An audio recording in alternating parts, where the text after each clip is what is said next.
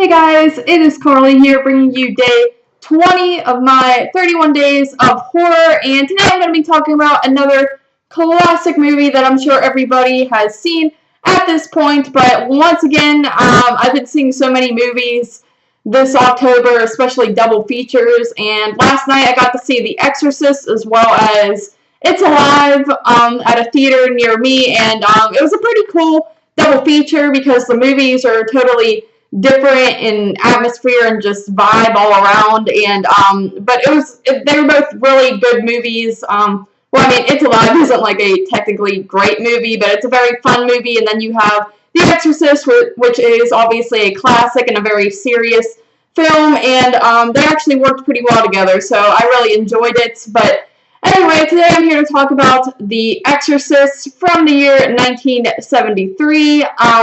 The Exorcist, this is about a mom and her daughter. The mom is like a famous actress, so they, kind of live in this nice house, and they have like people, like maids and things going on in their house, and they have a pretty good life. The daughter and the mom are very close, and you see that very early on. They really genuinely love each other, and they're not the type of, mom-daughter who butt heads. The girl is only 12, but at the same time, you can really see that they love each other, and one day, just weird stuff starts to happen with the daughter, and they start thinking that she is sick or, like, has some sort of mental illness going on with her, or maybe some sort of depression because her parents are separated, and they're trying to figure out what's wrong, and she just starts getting worse and worse, and then finally the mom resorts to exorcism because she believes that it is something unworldly that has taken over her daughter. So that is basically The Exorcist. First off, I want to say this movie is set in the fall, and I believe it's even set like on Halloween or around Halloween, because I think there's a part where you see trick-or-treaters run by, and that's not something I ever even really noticed when watching this movie. Watching it now, it was very obvious. The leaves are all on the ground and they're changing colors, and that kind of made me like the movie a lot more, because this was never a movie where I would think like, oh, I'm gonna pop this in around Halloween time. It's a great October film to watch, and just noticing those aspects really made the atmosphere even better for this film for me personally. This isn't a movie that I really rewatch a lot, mainly because the runtime is super duper long, and it's more of a serious toned film, but I've always thought it was a pretty good movie. Another thing about this movie is the score. I think it has a fantastic theme going for it. The only thing about it, and JP noticed this, he was actually the one to really point it out, but they really don't use it that much throughout this movie. I think they only use it like one or two times in the actual film, and then it plays, of course, during the end credits, but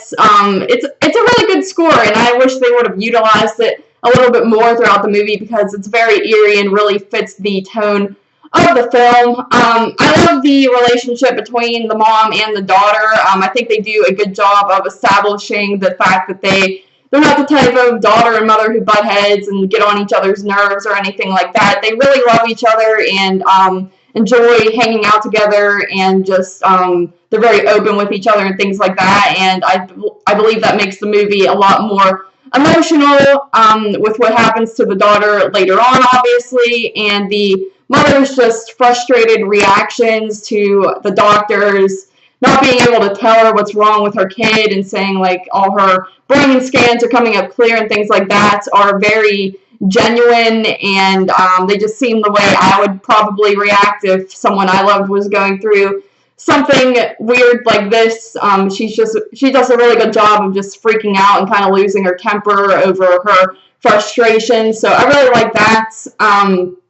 The other side stories you have is like the one priest who helps exorcise the daughter. He struggles with his own personal demons, dealing with his mother who has just passed away, and I actually got kind of emotional in the theaters when at the beginning of the movie you see his mom and she's all old and stuff, and kind of a big thing is she ends up dying alone, and she's old, and he like wasn't really there for her, and that's kind of the major problem that he's dealing with, and that actually made me really sad because it just started making me think about my family and my mom and stuff, and like thinking I never wanted to get to that point or anything like that. So I think they do a good job with that, especially towards the end when the demon in Reagan starts to kind of harass him and pretend to be his mom. I think that's very, very eerie.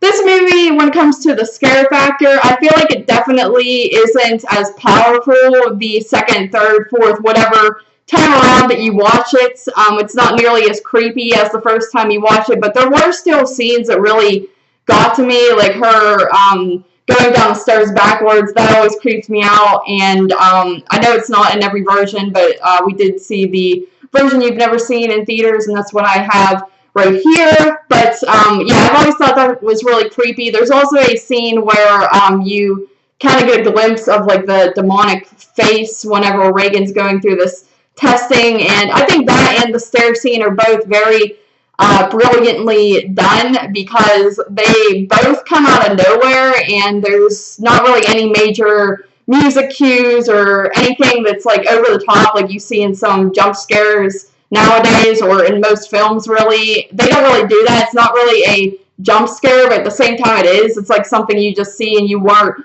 expecting, and especially with the demon face, it's almost like you see it and if you blink you don't even notice it, and I just think that's really well done, because it's almost like, what the heck did I just watch? So really like that about it as well. Overall, this is a fantastic movie. Like I said, not one I rewatch a whole lot because of the runtime and the fact that it's not really a fun film to watch. It's very gloomy and depressing and serious, but every time I do watch it, I fall more in love with it. So Exorcist, I give a 9 out of 10. Thank you guys for joining me for day 20 of my 31 days of horror, and I will see you for day 21.